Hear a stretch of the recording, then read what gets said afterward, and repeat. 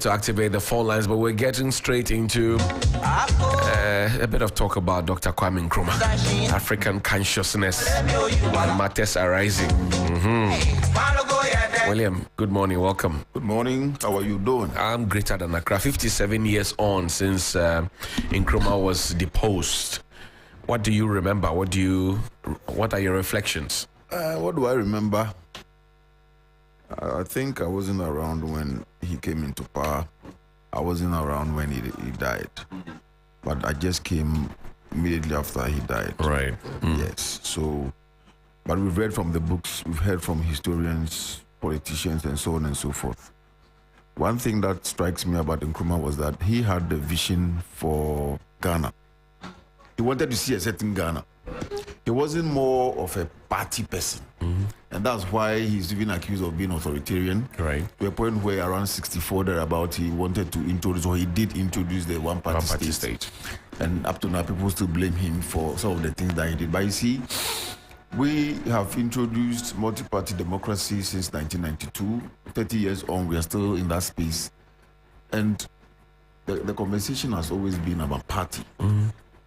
So if you compare someone like President Akufo-Addo and President Kufuor and then President Rawlings and then Nkrumah, you can see that especially President Akufo-Addo, he has had some vision for Ghana in terms of education and all that. But sometimes the way he doesn't listen to the other parties, if you like, then we want to find out if there's any difference between what Nkrumah did and what he's doing, because it's as if MPP is in power. So everything is about MPP. Was that what Nkrumah was doing? No, Nkrumah was about his party, and he didn't allow any opposition. Right. You understand? And Akufo-Addo is being accused of not listening to opposition voices. But have we had the same results? Right. You see, I'm just, because when President Kufuor came, he was listening to other parties. That's right. He even appointed some people from other parties. That's the point I'm making. He brought Malam Yaya, who wasn't part of his party. He gave him a job. Yusuf Malam Issa. Malam Issa. Yes, Yusuf Issa. Yaya is a footballer. Yes. Malam Issa. Yeah. Who had the problem, sports minister. The green. Yes, he brought Malam Issa, the sports minister. He brought there was Dr. Indum, Wardbrew, and all those people. You know, so, and then this is what Nkrumah didn't do. But I'm saying that President Kufuor succeeded by using other voices. So going forward, are we also saying that?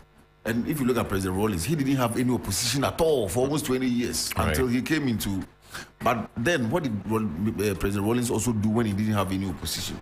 So I'm saying all this to say that Nkrumah stood out because what about the circumstance? He made some great inroads in terms of development. We were mentioning the Temahaba, the Akosombo Dam, motorway, factories, and so on and so forth. So it is not just about being partisan or being authoritarian. Beyond that, what do you bring to the table? Well, for me, the early days, I mean, this was a man who had led us, came back from the United States at the invitation of the elite at the time, the Park Grants and the Danquers. You know, they had invited him. He served as secretary, he broke ranks, went to form his own CPP, and then, you know, all the issues that came on. He was seen as the figure leading the Ghanaian independence agenda. First of all, he wanted it hurriedly, and then also the African agenda subsequently when he won power. And then for somebody like that, his intention was, okay, we are now starting. Let's consolidate whatever we are doing, and then let's run it for some time. When it takes shape, then we can start looking at all the other things because if you want to mirror our democracy to that of the United States and other democracies that we learned from, they grew over time. Thankfully, we have had since 1957 to experiment with it. You may talk about the unnecessary military interventions which we had during in and out, beginning from Nkrumah, coming all the way down to Jerry Rawlings himself. That is not equatable in any way to any of the other presidents that came after Nkrumah, because then the template had already been set. one district, one factory, what I was trying to do today, template existed a long time ago. We're perfecting it and giving it a name. One village, one dam, which we're trying to think today. You can talk about the Kosovo Dam, you can talk about many others. In fact, dugouts, if you will. Schools all over the place. And under Nkrumah, people were going to school for free. So it just didn't have a name. We're just packaging them when putting slogans on them to make them look good. But again, you're asking, what are we bringing to the table? Exactly. Ghana National College exists today because Nkrumah had a certain mindset to bring people from all manner of places together in tandem with his big African agenda, try to unite the people in the country first. And then once they get the picture of the fact that I can come from Tamale, but I can coexist with somebody from Ho in a boarding house, we can eat from the same bowl, bathe in the same bathroom, use the same, dormitory, then that person goes out of Ghana into, say, Nigeria and sees the Nigerian or the Ethiopian as his own brother. That concept is lost on us. So that in secondary schools, we are happy to coexist. But as soon as we're done with secondary school and somebody comes to say, I want to put myself up for power, then he says, oh, this man, he's from the north. This man, maybe Igbeman. This man, maybe Gama. This man, maybe Nzimaman. Then we start looking at them. But when we were in school, we didn't do that. When we used to tease ourselves, we used to poke fun at each other. We used to, which secondary school in Ghana doesn't have a mix of people from different areas in this country? But as soon as we're done with secondary school, we enter university, it gets to time where people say, oh, I want to put myself up. Hey. And that's where the problem is. Exactly the point I was making. That's where the problem is. Now, as against Nkrumah's time, we are too partisan in the things that we do. Yesterday, I was listening to an interview by the German ambassador to Ghana. He was making the same point. That what should we do for donor agencies or donor countries to forgive us our debts? They want to see us having a national discourse. They want to see us having a national agenda and forget about the nitty-gritty of party interests. And that's what Nkrumah tried to avoid with his one-party state thing. And that's why he also wanted to push the African agenda, the nationalist agenda. Because that's what we need to do now. Because if you speak about the US democracy wasn't as it is now, even 60, 70 years ago. It didn't happen just like even that. Women were not voting. I'm not saying it was right or wrong. Right. But I'm saying that if we want to develop as a country, we make everything so partisan. We're not going to go anywhere because at all. At the end of the 4 years, you want to come and say MPP did better than NDC, so vote for MPP again. But if you say Ghana did better, and so what NDC did and is good, let's use it. This guy is in MPP, this guy is in NDC, they are good, let's put them together. And that's why I always want to give credit to President Kufuor. And that's why he stands out today. President Rollins did well, but because of his military background, maybe he have some black spot. When I interviewed their Ahoys, they said something that struck me. Professor Ahoy, Kwesi Ahoy, Ato Ahoy, they said something that struck me with their sisters, that President Rollins had a style of, okay, we want to build a studio. And then 3 names come up, William, Helen, and Johnny. And then his first question will be, who is the best among them to do it? He was not thinking party. And then he goes straight away to say, give him the job. When President Mills was proposed to him, this was they saying, because they went to scout for President Mills because they had worked with him in the academia and all of that. They went to scout for him and they said, look, this is the best man for the job. He didn't have a party card. He was not anywhere close to the party. In fact, he was not even interested. He was busy with his taxation thing at the IRS, now GRA. But that was President Rollins' mindset. Maybe later in life it changed. It became partisan. But then we need to be nationalistic in our thinking. Yeah. Even with respect to that, where you talk about Rollins would ask who's the best person for the job, there have been calls to even change the language around, say, for example, this is your opposition or opposition party. How about we call ourselves developmental partners? start to change the language, because really, what are you doing? If we say government is a continuum and we're not just saying it to be frivolous, what does that really mean? If government is a continuum, there's no point in even saying, well, this person did better than this person, to the point where we're comparing even the wrong things we compare. Who had a better IMF program? Can you imagine? Yeah. Down to those Down to that level. And I was just saying earlier this morning that, look, did you see the speed with which the IMF responded to the call of President Akufo-Addo? I did, because they knew what money will come back. they'll throw the money at you. You will still be in their shackles, and they'll come back for you. And they won't, while they are here, tell you, oh, grow more rice, grow more maize so you can feed yourself. They won't have those conversations with you. They'll rather tell you, oh, how much of your raw products you're able to export, because it's a 18th dance with them, right? Now, they won't tell you how much rice you can grow, feed yourself and export some and make money and cut down on exports. They won't tell you those things. Sorry, Helen. They won't tell you those things. They're just interested in how much money do you want. It's like the regular guy who lends you money. Yeah, he's always interested in how much you, so that every time you say yes, Amasa. And Joe, you know why we are not developing, we are not growing? We are not developing because we are not building. For instance, if President Akufo-Addo and the MPP have a vision for free SHS, and they really want to build the education system, and they know that President Akufo-Addo has 4 years minimum, 8 years maximum, they wouldn't rush to do the thing. That's right. They'll just introduce the concept, make sure that the fundamentals are there. They build to a certain point. If President Akufo-Addo exits after 8 years, if they are not lucky and NDC comes, they will take over and build. So by the time the structures are done, it becomes a national thing with the credit to President Akufo-Addo. Right. But as soon as a party introduces a policy or a concept or a strategy, on the altar of they are in a hurry to finish, to use the success of it to campaign to win in the next election. So there's always that rush to finish a certain project. Right. And that's where we have the problems. See, we call it nation building.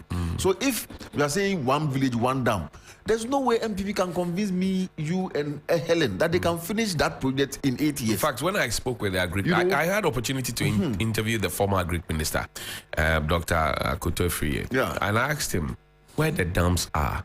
His answer to me was that he was not in charge of the dams. I should go and ask Howard Komsin. I said, look, you are the agri minister. Your ministry depends on these dams for irrigation and agriculture. Feed, store, export, sell, bring back money. So how do you tell me to? And then I asked him, was it even a realistic policy? He said it is utopian. This is the agri minister. He said,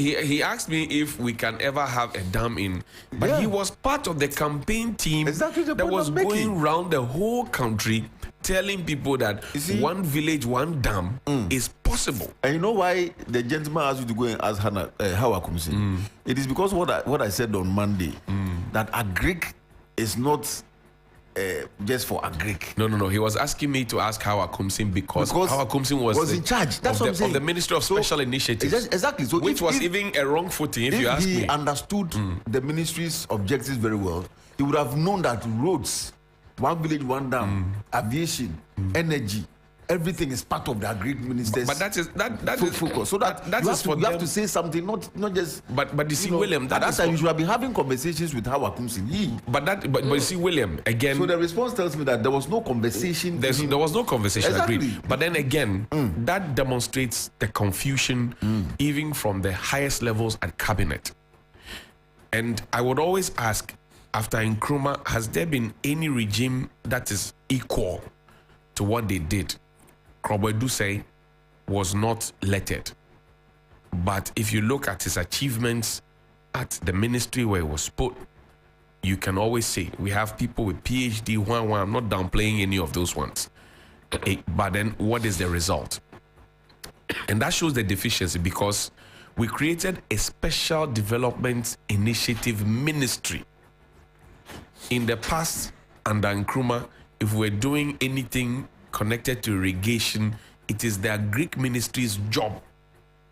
In the past, if we're doing anything, special initiatives for trade, it is the trade ministry's job. Now we create, and then there was a letter from the Jubilee House that suggests that all the 6 new ministries that were created under the direction of the presidency, special initiatives, Zongo development, you remember all those ministries.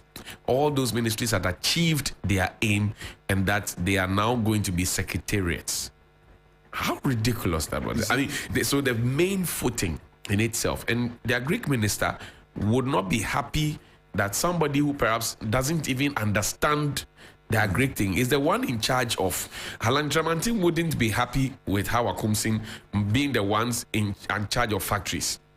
A Greek minister wouldn't be happy with Hawa Kumsin being in charge of dams, and many other ministries that should be connected to be doing it. The leaders, so that they were running, if you like, a parallel kind of thing. That's why I say the templates has always been there. You see, why do we reinvent the wheel? So you mentioned the cabinet. So I would take a smart minister as somebody who walks out of a cabinet meeting every Thursday for 4 years, 5 years, 6 years. If the minister is in agric, the minister is in energy, the minister is in sports, and you ask him about any policy, he should be able to give you a line or two. That's not right. to tell me to go and ask. That's because right. as I keep saying, right. all the ministries are connected to Ghana's development. That's right. There's no way we can have a Ministry of Health who shouldn't be interested in Ministry of Agric. You can't tell me that you're a Minister of Health and you're not interested in Ministry of Agric. Even the hospitals that you run, the individuals they run on food. So if there's no food, how do you even feed your hospitals? And if you're a minister who is interested in manufacturing your own medicines, yes. The base of exactly. You need the corn, cassava, and if you're a starch. Minister of Health and you're not interested in energy, how are you going to run your health facilities? If you're a Minister of Agric, you're not interested in health, how are you going to ensure the health of farmers and so on and so forth? I'm not saying that they should be experts in, but to ask a question and say, I don't have any ideas, so go and ask. This, you can say something for me to understand that you are interested. Well, I pushed, it didn't work. We are sitting here. All right, every morning we come here and we speak about everything that the papers write about. Right. It doesn't make us experts. No, we are not. We're just analyzing exactly the issues that they put on the table. So that's what I expect every minister to do, because they go for cabinet meetings and they discuss everything, 19 of them or so at the meeting. They discuss everything that the government is doing. So you should be plugged in at all times as a minister. And that's why I'm saying that if we are going to look at the Nkrumah model, we should look at how we take smart individuals who have the national picture, and not somebody who comes to sit on air every day and is a banter on partisan political basis. We are not going to go anywhere. Because you ask Ghana, free SHS, we shouldn't put it in a political basket. No. Shake it, then we don't see anything coming out of it. We should always have a national discussion, national discourse, national dialogue on free SHS. The president must listen, opposition must listen, bring ideas. Now there's even a fear that if this party comes, they are going to stop it. This man say, I will review, I won't reverse. We are just using language to create confusion. So President Nkrumah didn't have all that noise. That's why he succeeded. So interesting thing you raised about ministers. Dr. Kwame Nkrumah had 12 ministers. Yes. 12. That's why I call him the real show boy. Right. 12. In fact, the 1992 Constitution says you can have not less than 19 ministers. But there's no cap. But you can have not less than 19. So if we're even using that as basis, we wouldn't have reached a point where under President Akufo-Addo we had more than 120 ministers. And when we asked that he cuts down on the numbers, he was still telling us that he knows what he's doing and knows what to achieve. He's in a hurry. President Nkrumah had 12 ministers. Only 12 ministers. I'm trying to fetch the names. 12 ministers only. Kojo Bocho was in charge of trade, right? Kojo Bocho was in charge of trade and labor. And he was the leader of the house. So he was majority leader. He was the man in charge of trade, and he was in charge of labor. So today, Ignatius Bafuewa's job, and Alan Tramantin's job, and Tiemen Sabosu's job would be done by Kojo Bocho then. And then Komla Agbeligbedema was in charge of finance.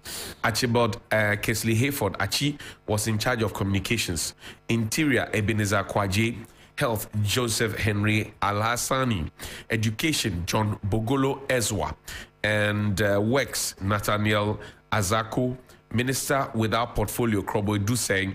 Housing, Ashford Emmanuel Nkumasa. Agric Kwame Boahini Yeboafari. Minister without portfolio, Lawrence Rosario Abava. That's all. Okay, so if former President Mahama, if Alan should come or Bamiyan should come, or whoever will come from CPP during the presidential debates, when they stand up before Ghanaians and we are asking them questions, we expect them to touch on every question that comes from all the ministries in this country. Is that not the case? So if we're a minister, I expect you to have the same quality.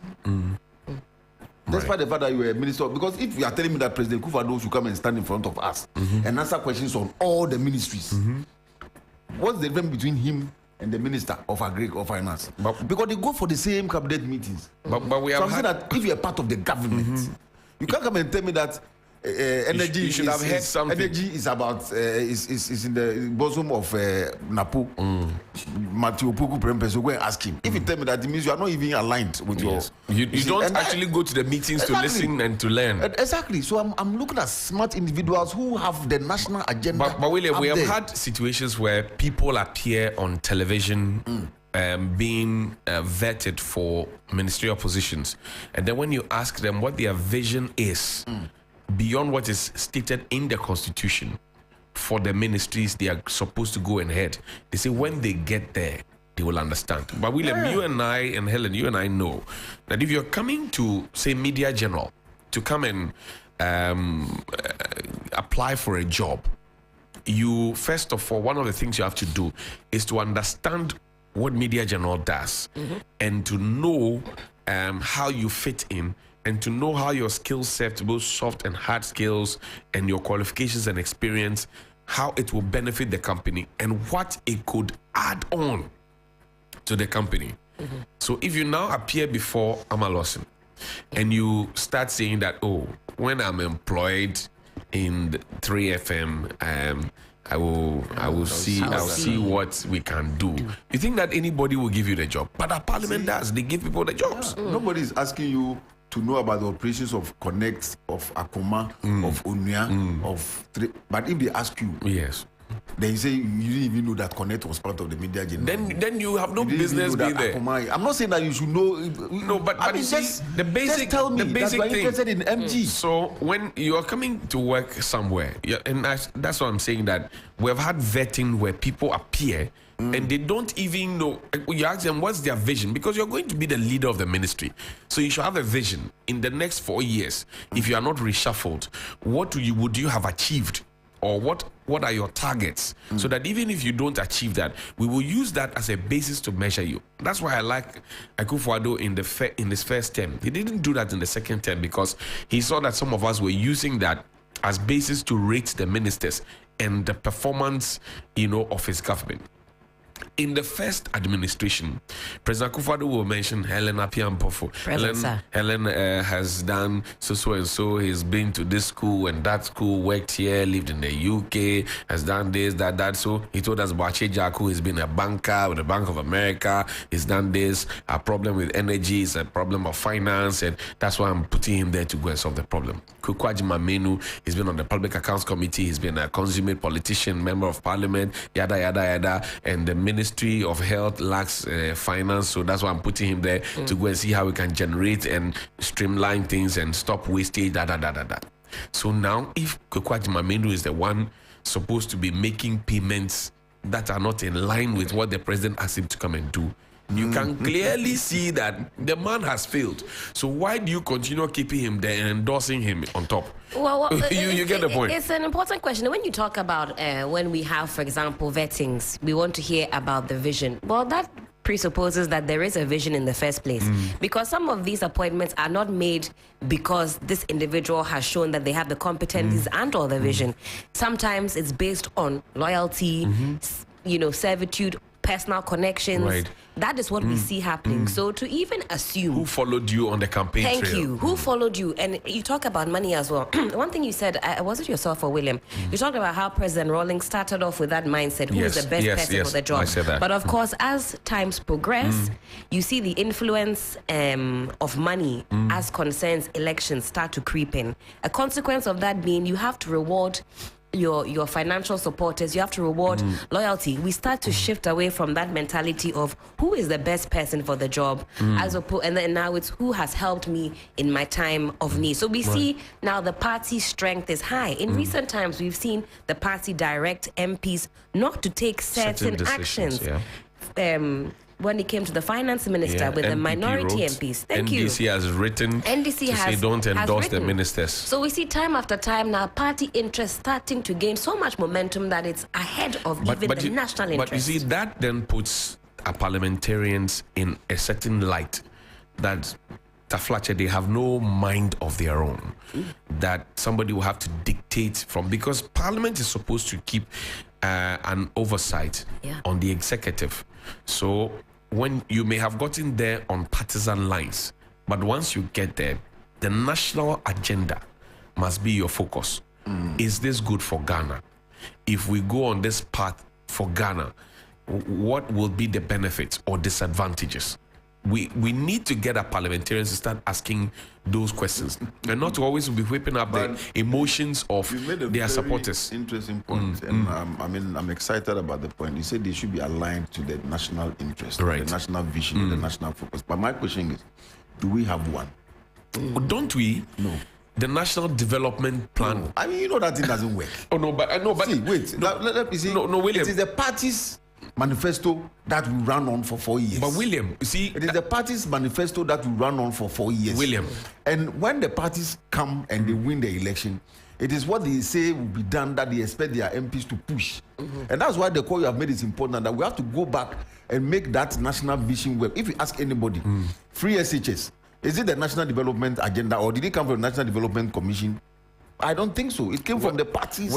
In the parties, how do you call it? Manifesto. Everything that we are doing now is the party's manifesto, and you, the MPs, are the core of the party in Parliament. So the party will say, "Look, you are going away from the manifesto. You are going away from the party's vision for the nation." We can put it that way. So stay in line. Don't vote this way. Vote that way, so that the party's vision. So the Johnny's call is important for us to go back to the national vision through the national, where we have a multi-party representation. I mean, in terms of the composition and the decisions and the deliberations about they sit there and we don't even. But you see, but William, based on that one, very quickly, and I agree with that. The party's vision for the country will include, let's say, financial prosperity. Here you have a finance minister that is seemingly in the way of said prosperity. Then you have majority MPs saying, no, because of this, let's remove this figure from there and let's see if we can chart the way forward to better financial prospects. Then you have the party getting involved. And so are they at conflict with their own agenda and manifesto? Because their manifesto is for things to go on smoothly. But we can all see that there is a canker in the way. But then they are stopping us. Is being protected. Yes, being protected. But you see, William, and that's at their own expense. It comes back to the 1992 Constitution. In the 1992 Constitution, free education is guaranteed. Free compulsory universal basic education is guaranteed. And we have a minister now who tells us that basic education includes secondary school. He has said that before. He ran away from his own. We will have 6 years of basic secondary education. Remember that? And then he ran away from it. Now we are coming back to it, literally. So he's drawing, or the government is drawing their interests from the 1992 Constitution. And then in that same 1992 Constitution, we have the National Development Planning Commission, which is supposed to give us the national forward march. And then in that same constitution, we have the directive principles of state policy, which is supposed to lead us in that same march. What I think the parties do is to just pick on these things and then slap slogans and brand it and turn it around and push it to us. But when it comes to the real implementation of these things, they do not play by what the constitution says. You get the point. So you have somebody like a Professor Jan Bafo, who in the first term of President Akufo-Addo was the Minister for Planning. He is now at the head. He's now the head of the National Development Planning Commission. So he was raised to the full ministerial role, and then now he is at the commission as the head of planning. I won't be surprised if he makes it to cabinet every Thursday to have conversations. He should be the one asking questions as to where, because the national NDPC is literally missing. And William asked the question, if you meet 10 Ghanaians out of 10, if you ask them what is the plan of Ghana, like you ask an American what's the American dream, and they know, they don't have an idea what it is. And we all know about Nkrumah's 6 or 7 year development plan. We regurgitated it in social studies. We still know it. The politicians at the top, they know it. How come when it gets to them, their plans are not known? How come when it comes to them, their plans are not known?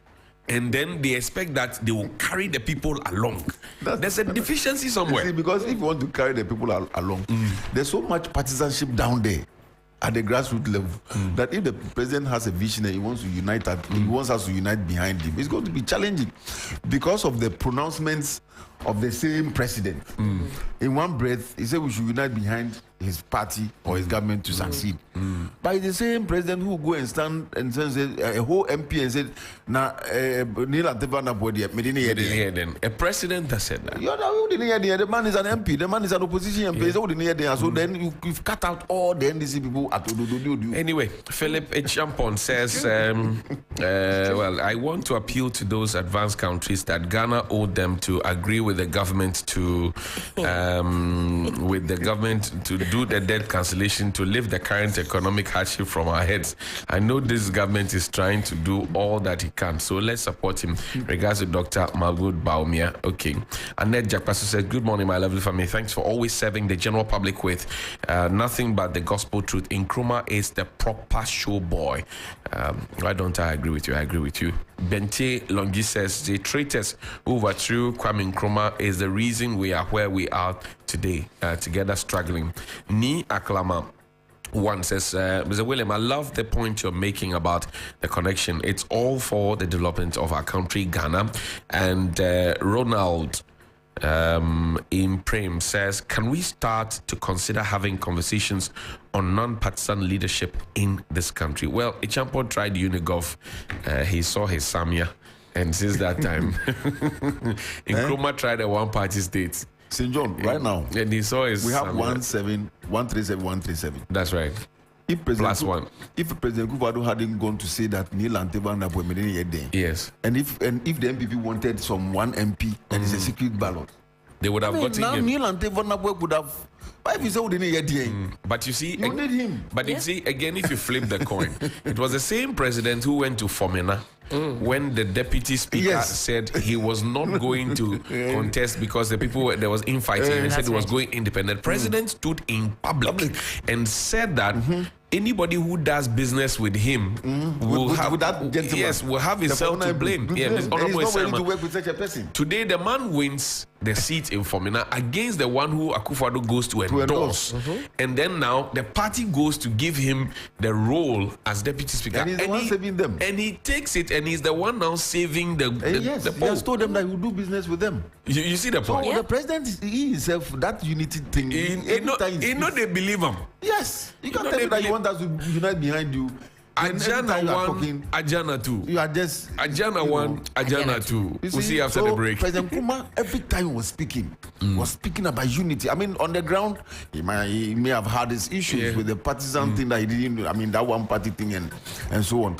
But we all know he was just. Let's take a break. It's 7:23. We'll cross over to Nigeria. Komla Kluche is a man on the ground there. See you soon. Hey, are you worried about your parties, weddings, hangouts, on what drink to enjoy for the celebration? Or you're worried about how to celebrate your friends and family during that special occasion? Bigo. Now that is Bigo. With Bigo, no wahala for the occasion. They made it for everyone to enjoy and have the ideal celebration. Bigo, the soft drinks that comes in 16 and 20 in a pack. Hey, Charlie, that is Bigo. A lot to go around in various packs. It's refreshing and good quality. Now that is Bigo. The taste is Bigo. Another quality product from Twillium Industries Limited. This advert is FDA approved. Bigo. I woke up like this. I couldn't show my face to anyone without makeup. Even with makeup. Let's go. Kwame Kubani. 3FM Gobe Festival. Gobe Festival. 3FM. Gobe. Gobe. It's Gobe. Gobe Festival.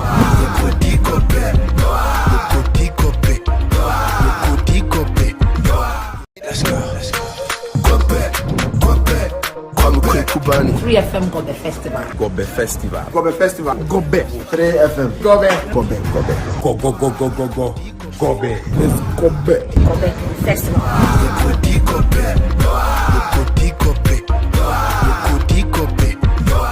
Let's go. Kwame Kubani. 3FM Gobe Festival. Gobe Festival. 3FM. Gobe. Gobe. It's Gobe. Gobe Festival.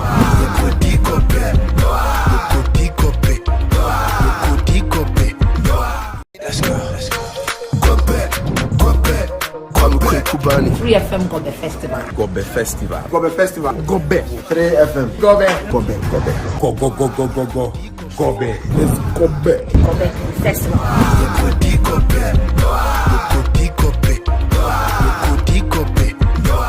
Let's go. Kwame Kubani. 3FM Gobe Festival. Gobe Festival. 3FM. Gobe. Gobe. It's Gobe. Gobe Festival.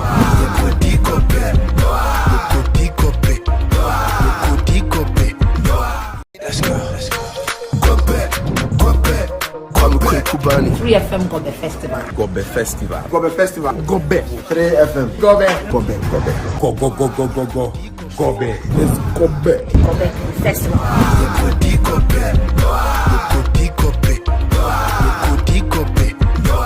Let's go. Kwame Kubani. 3FM Gobe Festival. Gobe Festival. 3FM. Gobe. Gobe. It's Gobe. Gobe Festival.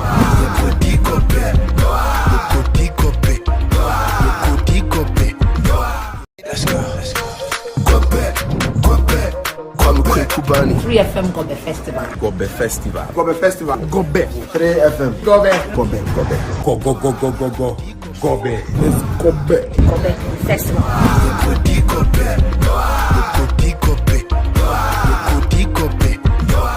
Let's go. Kwame Kubani. 3FM Gobe Festival. Gobe Festival. 3FM. Gobe. Gobe. It's Gobe. Gobe Festival.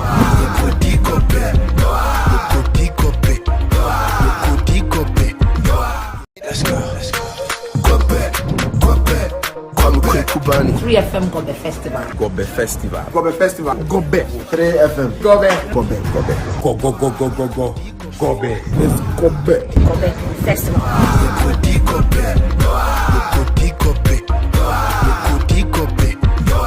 Let's go.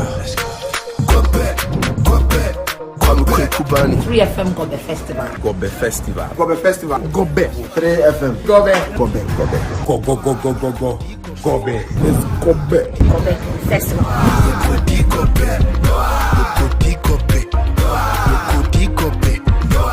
Let's go. Kwame Kubani. 3FM Gobe Festival. Gobe Festival. 3FM. Gobe. Gobe. It's Gobe. Gobe Festival.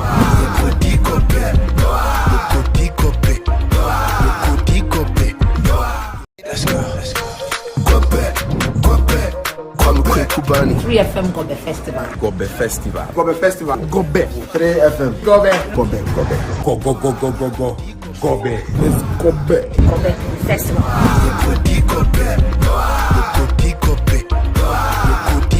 Time in the Sunrise Morning Show. We'll cross into Nigeria shortly, as we know that the Nigeria elections for 2023 will come down and happen tomorrow. Nigeria's governing party, the APC, holds 60% of the seats in the Senate, while the main opposition party, PDP, holds 35%. In the House of Representatives, the APC controls 63% and the PDP controls 34%. One seat is vacant, while the remaining 11 seats are shared by smaller parties. That's what we have there in Nigeria as we speak presently. And the second election all in Nigeria. the contenders in this race, Atiku Abubakar, he's 76 years old. He's PDP's, the People's Democratic Party's candidate, elected governor of Adamawa State in 1999. He served as vice president of the Republic in 1999 to 2007. His policy focus is to reunite Nigeria, tackle insecurity and job creation. That's Atiku Abubakar. He's 76.